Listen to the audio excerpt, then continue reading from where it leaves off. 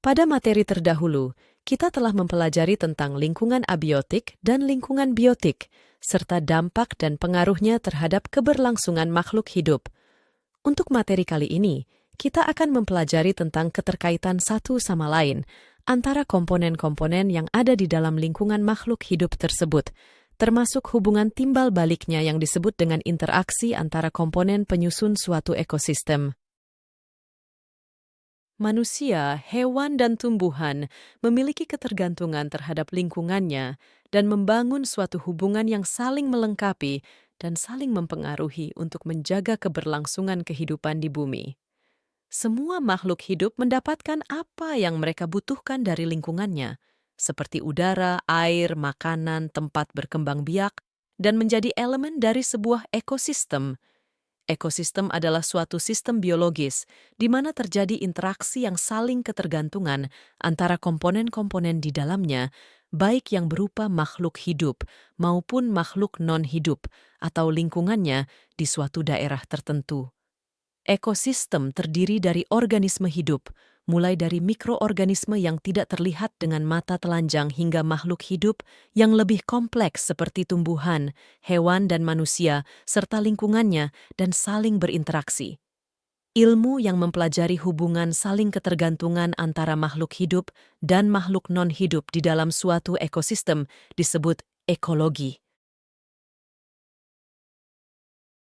Di dalam konsep ekologi terdapat sejumlah tingkatan organisasi kehidupan yang membantu kita untuk memahami bagaimana organisme tersebut berinteraksi satu sama lain, termasuk dengan lingkungannya.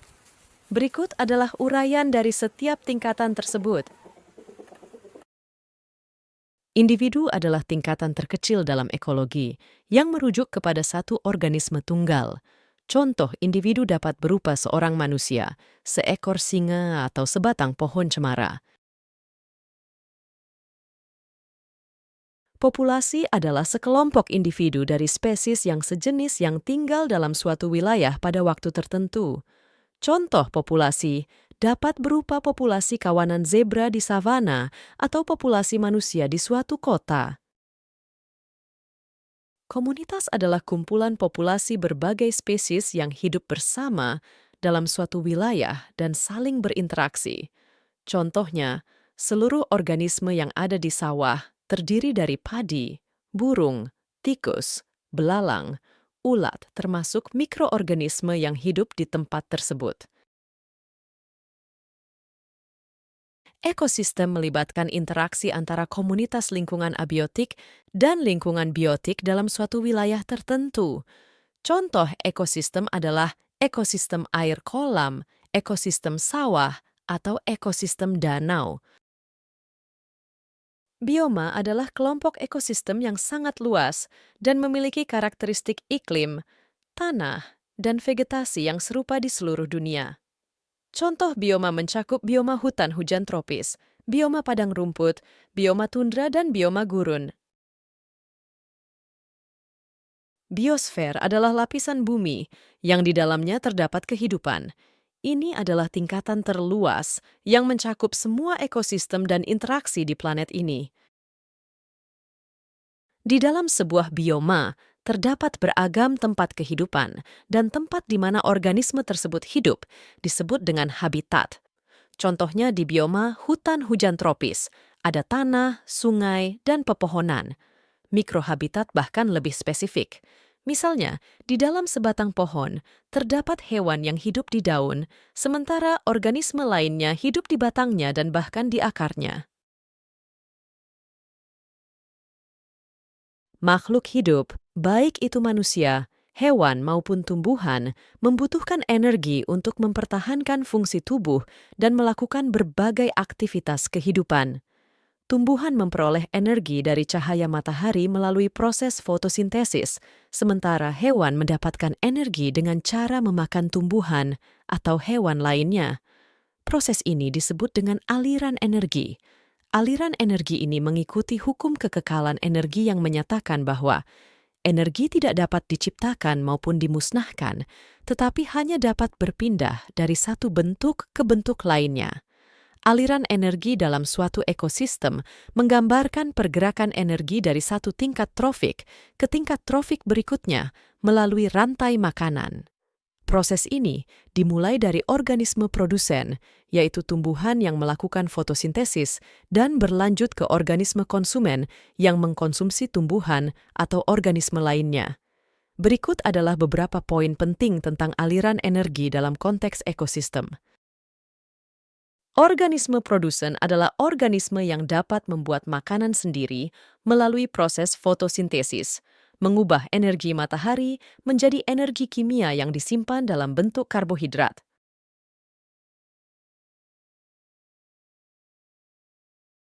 Organisme konsumen adalah organisme yang mendapatkan energi dengan mengkonsumsi organisme produsen atau organisme lainnya. Organisme konsumen dibagi menjadi beberapa tingkatan trofik, yaitu herbivora, karnivora, dan omnivora. Dekomposer adalah organisme yang memecah materi organik yang mati, menguraikannya menjadi senyawa sederhana, dan mengembalikannya ke dalam tanah yang disebut sebagai unsur hara. Rantai makanan menggambarkan rangkaian makanan antara makhluk hidup berdasarkan urutan melalui tingkat trofik yang berbeda, mulai dari produsen kepada konsumen hingga dekomposer. Namun, tidak seluruhnya energi tersebut dapat berpindah dari satu organisme ke organisme lainnya. Energi yang dapat berpindah dari satu trofik ke trofik berikutnya diperkirakan hanya 10%. Apakah energi tersebut hilang? Sebagian energi berubah ke dalam bentuk panas, dan sebagian lagi tersimpan dalam bentuk feses. Dalam aktivitas sehari-hari, manusia dan hewan mengkonsumsi oksigen yang terkandung di dalam udara, yang dihirupnya lewat sistem respirasi atau pernapasan. Dengan demikian, apakah suatu ketika oksigen akan habis dari muka bumi? Tidak. Udara dan beberapa unsur kimia yang menjadi elemen penting dalam lingkungan mengalami proses daur ulang atau siklus pengulangan di dalam ekosistem yang disebut dengan daur biogeokimia.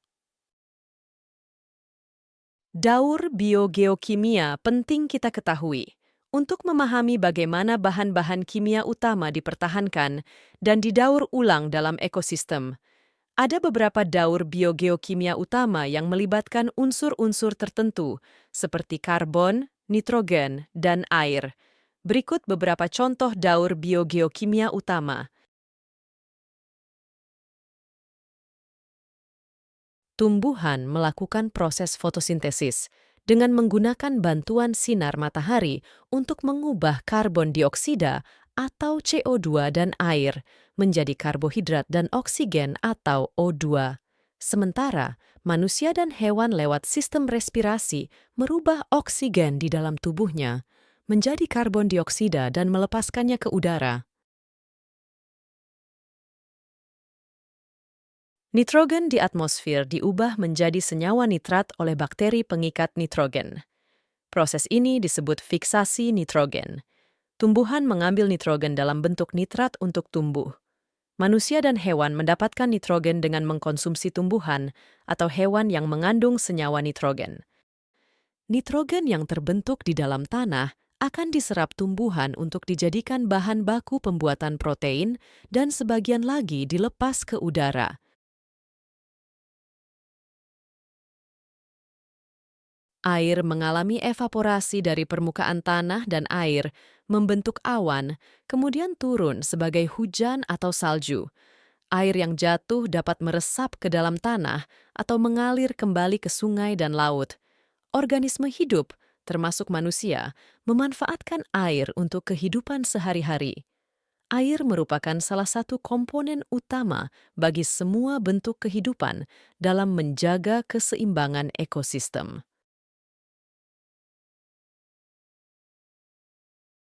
Interaksi antara komponen penyusun suatu ekosistem merupakan jalinan kompleks dan dinamis dari berbagai elemen yang membentuk hubungan keterkaitan satu dengan lainnya. Interaksi ini dapat terjadi antar makhluk hidup dengan makhluk hidup, ataupun makhluk hidup dengan makhluk non-hidup, dan menunjukkan sebuah kekerabatan yang saling mempengaruhi antara faktor biotik dan abiotik dalam suatu ekosistem. Dengan adanya interaksi antar komponen yang seimbang, akan membawa ekosistem pada kondisi seimbang pula. Sebaliknya, bila interaksi antar komponen ekosistem tersebut tidak berjalan dengan baik, maka ekosistem akan rentan mengalami kerusakan, bahkan dapat menyebabkan kepunahan komponen biotiknya. Berikut uraian beberapa interaksi antar makhluk hidup yang umum terjadi. Interaksi kompetisi adalah salah satu jenis interaksi antar organisme di alam yang terjadi ketika beberapa spesies bersaing untuk sumber daya yang sama, seperti cahaya matahari, makanan, air, dan tempat tinggal. Tumbuhan di dalam hutan bersaing untuk mendapatkan cahaya matahari yang cukup. Pohon yang lebih tinggi memiliki keunggulan dalam memperoleh cahaya, sementara pohon yang lebih kecil yang terkurung dalam naungan akan terhambat pertumbuhannya.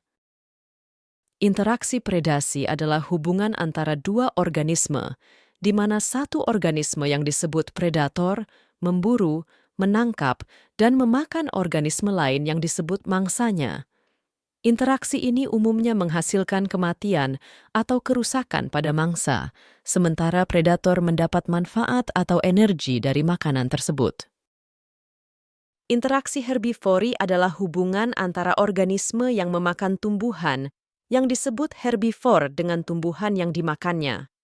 Dalam interaksi ini, herbivor menggunakan tumbuhan sebagai sumber utama makanan mereka, sementara tumbuhan seringkali mengalami kerusakan karena dimakan oleh hewan herbivora. Interaksi simbiosis adalah hubungan erat antara dua spesies yang tinggal bersama untuk jangka waktu yang lama. Dalam interaksi ini, kedua spesies saling bergantung satu sama lain, dan hubungan tersebut dapat memberikan manfaat, merugikan, atau netral bagi kedua belah pihak. Ada 3 jenis utama interaksi simbiosis. Simbiosis mutualisme adalah hubungan antara dua makhluk hidup yang saling menguntungkan satu dengan lainnya. Lebah mengumpulkan nektar dari bunga sebagai sumber makanan, sementara lebah secara tidak sengaja membantu bunga dalam proses penyerbukan untuk reproduksi tanaman. Simbiosis parasitisme adalah hubungan antara dua makhluk hidup yang hanya menguntungkan satu pihak, sedangkan pihak lain akan dirugikan. Benalu adalah tumbuhan parasit yang hidup di pepohonan dan mengambil sumber makanan dari tubuh inangnya yang akan menyebabkan kekurangan nutrisi bagi sang inang. Simbiosis komensalisme adalah hubungan antara dua makhluk hidup yang menguntungkan satu pihak, namun tidak menimbulkan kerugian pada pihak lainnya. Tanaman sirih yang hidup dengan cara merambat pada batang pohon. Tanaman sirih menggunakan batang pohon sebagai tempat tinggal, tanpa memberikan manfaat atau merugikan pohon tersebut. Demikian penjelasan untuk materi, interaksi antara komponen penyusun suatu ekosistem. Terima kasih atas perhatiannya.